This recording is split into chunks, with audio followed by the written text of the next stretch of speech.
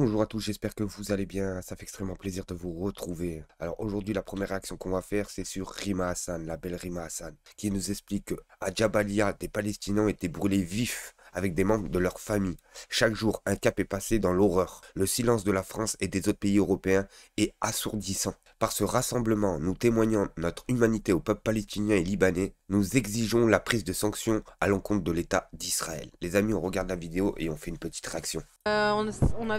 Pourquoi c'était important ce soir spécifiquement d'être ici? Alors, moi comme vous le savez, je suis installée maintenant à Bruxelles. Pas autant qu'avant à tous les rassemblements. J'essaie de partager mon temps entre les initiatives ici et d'autres initiatives à l'échelle européenne ou à Bruxelles. Mais là, il y avait vraiment une importance suite aux images, de se rassembler suite aux images que tout le monde a vues à Jabalia. On a vu des Palestiniens être brûlés vifs avec des membres de leur famille et on a l'impression que chaque jour on passe un cap en horreur avec un silence assourdissant notamment de la France et d'autres pays européens et on a besoin vraiment que des décisions soient prises en matière de sanctions à l'endroit d'Israël. Donc c'est un rassemblement pour témoigner notre humanité à l'endroit du peuple palestinien et libanais qu'il ne faut pas oublier, mais aussi une exigence de sanctions qui ne doit jamais nous quitter. Et c'est ça le problème, Benjamin Netanyahou se torche avec les sanctions. On l'a bien vu avec la Commission internationale. Vous voyez bien, les Américains, ils sont pas bien, mais pas bien du tout. Parce qu'ils voient bien que Benjamin Netanyahou prend tous les risques et est prêt à tout pour faire sa guerre des croisés. Mais le problème pour les Américains, c'est qu'ils ont des bases stratégiques, que ça soit pétrolier, militaire, industriel, ils ont des postes stratégiques. Et que s'ils commencent à attaquer l'Iran avec une frappe qui est mal gérée, disons qu'ils attaquent un site pétrolier iranien ou un site nucléaire iranien, ce qui se passerait, c'est que l'Iran pourrait se permettre d'attaquer toutes les bases pétrolières américaines, les amis. Là, les amis, on va se regarder un petit passage de David Guiraud, député de la France Insoumise, qui va mettre en PLS le député LR sur la suppression de l'AME. Les prestations sociales pour les clandestins, ce n'est pas une pompe aspirante? Mais c'est un débat pourri en fait. Je suis désolé. Hein. Il y a un nombre de désinformations. Nous, on est en face 1 milliard d'euros. Oui, mais 1 milliard d'euros. Mais 1 milliard d'euros, c'est 0,4% des dépenses en santé de l'État. Hein. Je veux juste rappeler dans la discussion. Il y a M. Haddad et ses valeurs et ses propositions. C'est une chose. Il y a aussi les médecins qui font le serment d'Hippocrate. Et dans le serment d'Hippocrate, ils jurent de prêter assistance aux personnes qui sont dans des difficultés de santé. D'ailleurs, les médecins. Donc, les médecins, quand ils vont se retrouver face à une pathologie légère, peut-être qu'ils vont zapper avec la ME, etc. Mais en fait, quand quelqu'un va arriver avec une pathologie qui est devenue chronique ou qui est devenue trop lourde, au point que sa santé et sa vie sont en danger, ils vont la traiter. Donc mieux vaut garder l'aide médicale d'État pour les traiter au moment où c'est pas trop grave, plutôt que traiter des maladies chroniques ou trop lourdes. Et d'ailleurs, toutes les institutions de recherche en santé vous disent que si vous ne traitez pas l'AME, si vous ne traitez pas les maladies, eh ben, ça devient des maladies chroniques qui sont plus difficiles à traiter. Ce qui m'intéresse, c'est pas de savoir si ça rapporte ou si ça rapporte pas à la France. Ce qui m'intéresse, c'est de savoir accueillir dignement et de pouvoir le faire dans les meilleures conditions possibles, parce qu'on n'a aucun intérêt à rejeter les gens dans la marginalité. Alors, comme d'habitude, le tigre blanc est très fort. Et il a raison de dire que si on fait rentrer des nouveaux étrangers sur le territoire français, c'est normal qu'on les soigne, les amis. Après, je peux comprendre qu'il y a des Français qui comprennent pas cette situation. Je m'explique, les amis. T'as des Français, comme moi, je paye quand je vais à l'hôpital à 100% mes médicaments. Là, il y a pas longtemps, les amis, j'ai eu un enfant prématuré. Ça veut dire, pour ceux qui connaissent pas prématuré, qui est sorti en avance, 3 semaines en avance. Ma femme est restée 1 mois à l'hôpital. Vous savez combien il me demande?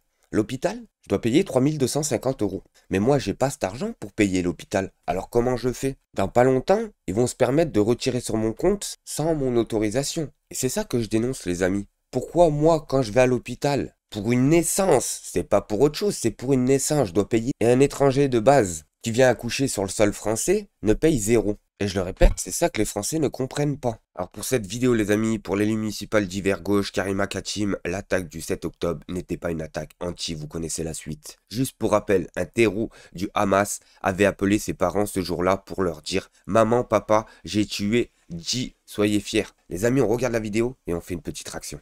Tout le monde, c'est-à-dire toutes les religions. Moi, je vous le dis en mon nom, mais vraiment en mon nom, Karima. J'aurais aimé une marche pour tout le monde, c'est-à-dire toutes les religions, tous ensemble, à marcher tous ensemble. Mais bien sûr, ça je le disais précédemment sur mes vidéos, au lieu de faire une marche antiseptique, au lieu de faire une marche antiraciste ou autre, pourquoi on marcherait pas tous ensemble? Et pour se battre et marcher contre la violence et la discrimination qui se passe en France et dans le monde actuellement, les amis. Pourquoi faire une marche contre l'antisémitisme, contre l'islamophobie? Parce que c'est une marche qui suivait le 7 octobre et qui suivait une attaque terroriste contre Israël.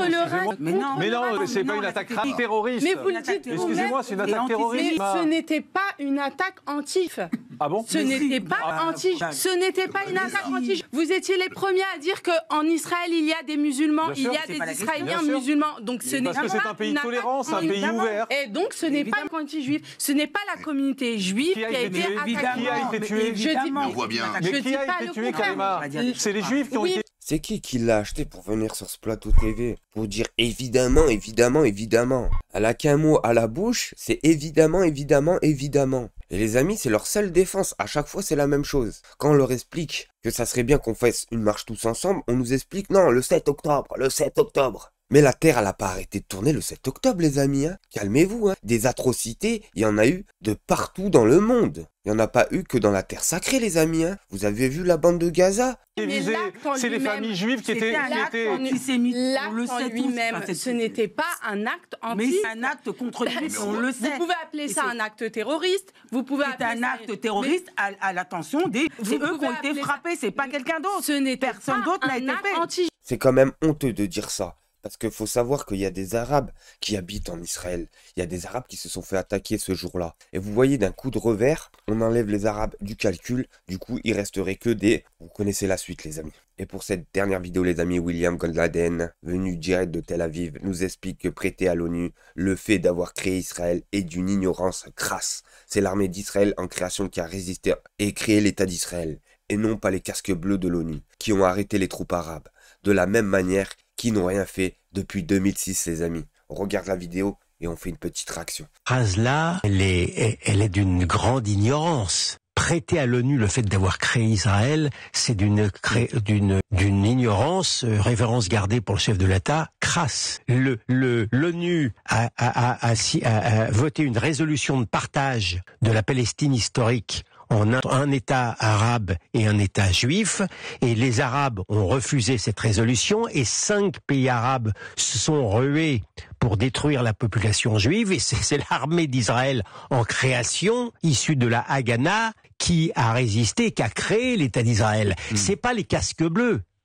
Alors j'ai une petite question pour toi, William Goldladen. C'est qui vous a donné la bombe atomique? La France, on est d'accord. À qui appartenait Israël avant que les Israéliens soient là? Aux Anglais qui avaient colonisé. On est d'accord jusqu'à là? Aux Anglais qui avaient colonisé la Palestine, et derrière ça, c'était l'Empire turc. C'est qui vous fournit des munitions et des armes en voiture en voilà? C'est bien l'Occident, on est d'accord. Jusqu'à présent, on a les Américains sur vos sols qui sont en train de vous former et vous donner des munitions. Et se préparent à défendre la terre sacrée. Et après ça, vous venez vous pavaner sur les plateaux TV en nous expliquant que seuls les Avengers du Bled, l'armée la plus morale, a défendu Israël. Mais c'est hallucinant d'entendre ça, les amis. C'est pas les casques bleus de l'ONU, ceux qui ont arrêté les troupes arabes. De la même manière que les casques bleus de l'ONU n'ont rien fait depuis 2006 pour faire respecter la résolution 1701 de ce que le Hezbollah quitte le Liban Sud. Et je n'ai pas en mémoire la moindre déclaration de monsieur Macron, le grand protecteur du Liban, de mettre à Kia le Hezbollah, de lui demander de respecter. Et là, on voit bien, hein, les sociaux tous à l'unisson viennent sur les plateaux TV qui appartiennent à leur tonton en crachant sur Emmanuel Macron. Et posez-vous la question, pourquoi? Ces personnes-là sont français ou sont israéliens? Je vais reformuler ma question. Si la France, maintenant, part au combat contre Israël, ils seront de quel côté, les amis? Et Israël est de respecter le Liban qui l'occupait de fait. Et monsieur Macron, j'entendais là votre interlocuteur expliquer qu'il pouvait être préoccupé par les casques bleus français. Je ne sache pas qu'il était extrêmement préoccupé par les 58 parachutistes français qui ont été assassinés par le Hezbollah lorsqu'il n'a même pas eu une phrase pour condamner le Hezbollah lorsque Nasrallah a été tué. Donc, si vous voulez, je veux bien tout entendre, mais il y a dans cette phrase aussi quelque chose d'assez insupportable. Ça veut dire que si si Israël ne respectait pas à la lettre les préconisations d'une ONU qui est devenue complètement hostile avec sa majorité automatique, rétroactivement, la légitimité de l'État d'Israël serait remise en cause, si je comprends bien ce qu'il y a à l'intérieur de cette phrase.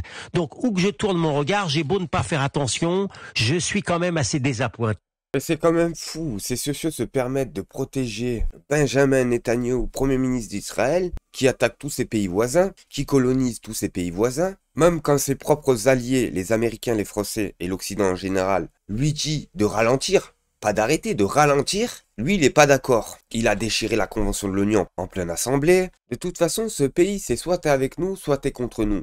Tu peux pas être neutre. Et pour finir cette vidéo, rappelez-vous d'Enrico Macias. Qu'est-ce qu'il disait à la télévision française? Et ils pensent tous comme lui, les amis. Et quand j'entends l'extrême gauche qui se défausse devant cette horreur, eh ben, vous m'obligez à dire ce que je voulais pas dire. Ben, il faut les dégommer, ces gens-là. Il faut les dégommer. En tout cas, politiquement. Ouais. Non, il faut les dégommer. Politiquement. Oui, ben, bien sûr, mais peut-être même physiquement. Électoralement.